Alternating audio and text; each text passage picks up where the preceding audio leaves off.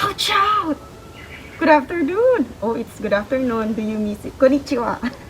So you miss me saying Ohayo gozaimasu, right? Because now is afternoon, so around 3 o'clock, Japan Standard Time. And today I'm sitting down here.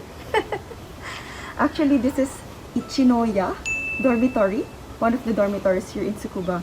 And it's actually the place where I stayed when I was an exchange student way back 2010 here at the University of Tsukuba. And this is our shirt from this program, Genesis program. And I want to show you this, the logo of course, and look, the name of our program, and when it started and ended. So actually the Genesis program is one of the first international exchange programs here in the University of Tsukuba, and it was led by our Professor Nomura, one of the professors here at the University of Tsukuba. And this program involves the Southeast Asian countries, some students, undergraduate students from these countries, and they came here to Japan as exchange students. And the countries that were involved mainly are Thailand, of course, we have Laos, Cambodia, and of course Philippines. So I think there are no students coming from Myanmar that time, and also from Indonesia that time. Only these 4 countries. And the Genesis program ran around 11 months here in Tsukuba, and we attended some courses. So around March of 2010, I started to apply at the University of the Philippines when I was just a third year undergraduate student under the Bachelor of Science in Food Science and Technology. So I saw the bulletin board, and there was this post about an exchange program between University of Tsukuba and the University of the Philippines, Los Baños, and they were looking for some applicants. So I applied! Yeah!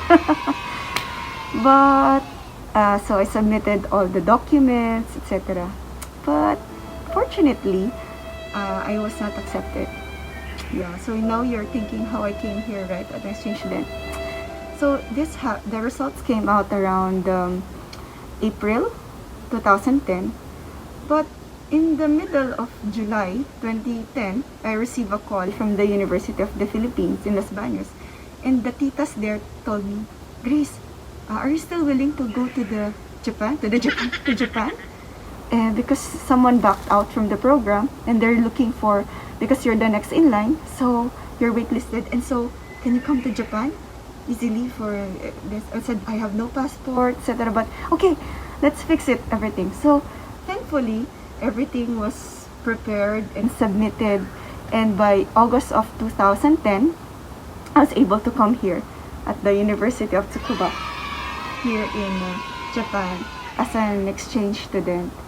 And as I have mentioned, I attended some of the classes.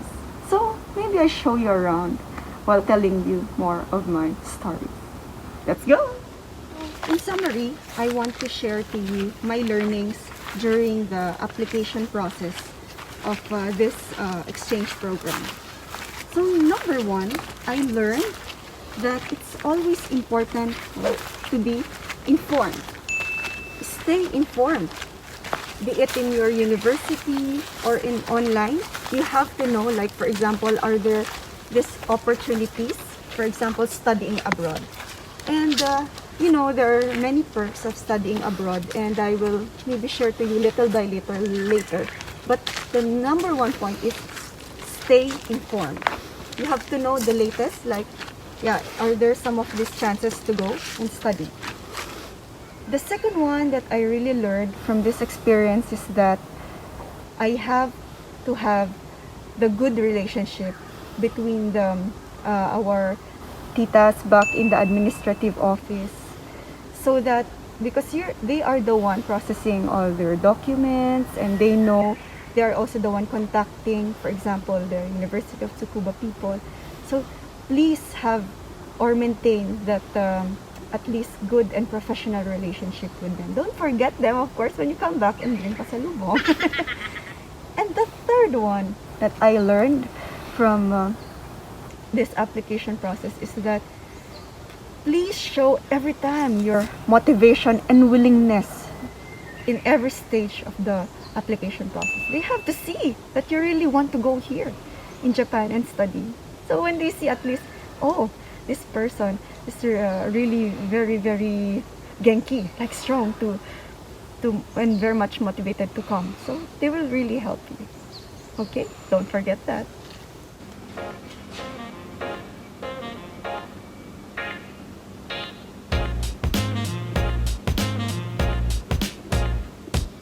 And now, during my stay here at the University of Tsukuba as an exchange student, I want to share to you my learnings while studying here.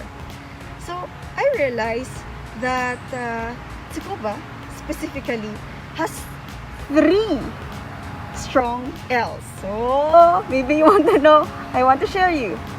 What are the 3 strong L's of Tsukuba University? First, we have here at the university a strong library. Oh, what do I mean by this? Because the University of Tsukuba library is open every day, meaning Monday, Tuesday, Wednesday, Thursday, Friday, Saturday, Sunday. It is open, and it's open from 8 o'clock a.m. till the midnight, and it promotes really education and hard work among students. Oh, that's very good. Because as you know, library is a good place where students can study in silence and attentively and in focus and in attention. And aside from this, the library here in Tsukuba also allows us as students to access several journals which are important in our research or in some of our academics. Yeah. So aside from this number 1, strong library, another important point that I realized is that University of Tsukuba has a very strong laboratory, number 2. So why I say this? Because while studying here, I noticed that it's very easy for us to have, for example, reagents or chemicals that we need in our experiments. And aside from that, we have here at least the equipments. The laboratories have well-equipped equipments or facilities that allow us to do our experiments smoothly and easily, which is very important, of course, for us being researchers like that and scientists. And at least the third one is, I think, one of the most important learning while staying here in Tsukuba is that they have a very strong lifestyle. In what term? I think strong lifestyle in terms of, first, I noticed that, of course, Tsukuba, not only Tsukuba, but in Japan in general, they have, the time is very important. Everything here should be in the timing, correct time. And for example, if you say 12 o'clock, it should be 12 o'clock. And aside from that, Japanese are very strong in terms of their work ethics, and they are very hard workers. And also, actually, this is very important experience that I want to share. I was also here during so far, I think the biggest earthquake in Japan. And during March 11, I really saw how the Japanese community are very much disciplined. You know, they do not hoard. And even though that the pedestrian is already not working, they stop even though there's no red light. And they go even though. So everything here I really learned. And of course, lifestyle also, because their society or this place is also very good for doing exercise. And at least we can have some work and life balance. After work, we can do some exercise. And actually here, even at 12 noon, lunch break, some people still do exercise. So I think it's a very good place to nurture this, all 3 L's. Okay.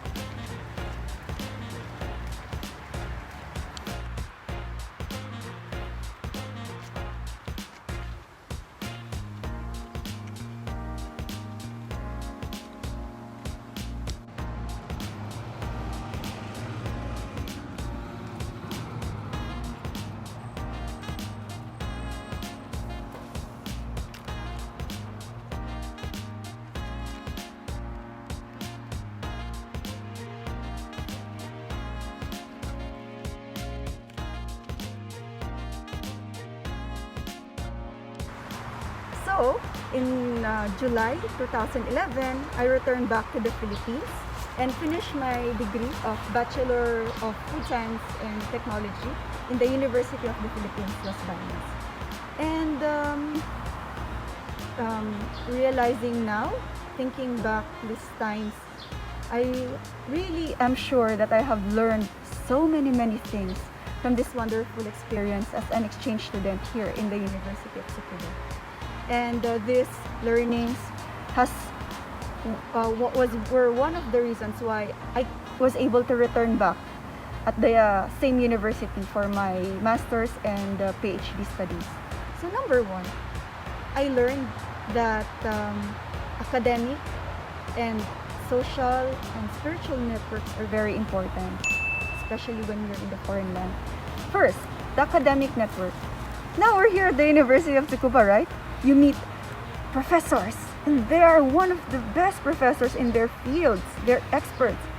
So why not take that time to meet them, to keep in touch with them, and maybe in the future have collaborations with them. And who knows, like me, you can come back here and study for your master's and PhD. So this is academic network. Second one, build the social network. You know, time is very limited here, so we must maximize. So here in Tsukuba, for example, there is a very good mix of the Filipino and international community. So, and this Filipino, for example, this Filipino community comprises of researchers, we have teachers, we have several workers from different areas. So why not meet them and learn from their experience here? You know, that alone will, I think, will let you learn many things in life, right? And the third one is, maintain that spiritual network that you have started, for example, back when you were in the Philippines. And when you come here, you know, it's very lonely living in a foreign land. And this spirituality, I think, for me is very important to keep my sanity. The second one, and the second learning, of course, is to be able to understand similarities as well as differences of your countries.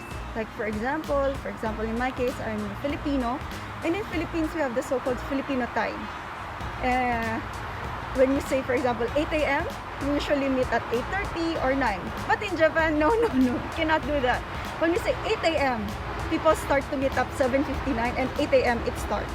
You know, these things are the things that we learn from here. And yeah, they say that, for example, sometimes there are things that are not applicable when we go back home. But for example, this punctuality can be applied, very important in life. And lastly, and I think one of the most important is to become grateful, gratitude. You know, scholarships, when people or students get scholarships, it's a big privilege. And you know, just to tell you, there are many Japanese students studying here in the university that does not have scholarship. And of course, when they know that you have scholarship and you're not doing your best, of course, that's something, right? So use that chance, maximize that very limited chance to grow, to develop, and of course, in the future, maybe to be able to help other people. So, yeah, I think these are all the things that I would like to share to you as an exchange student. And lastly, do not give up. I tell you, before as I mentioned, I was not accepted first in that exchange student. And also, for my master's and PhD, before I was finally granted the Japanese government scholarships, I tried several times. I did not have the luck the first time. Mind you, I think I tried 2 to 3 times. So, never give up in studies and of course in life. So that's all I want to share.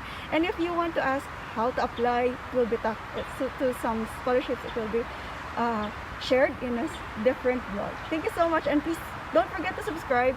The New Normal Athlete.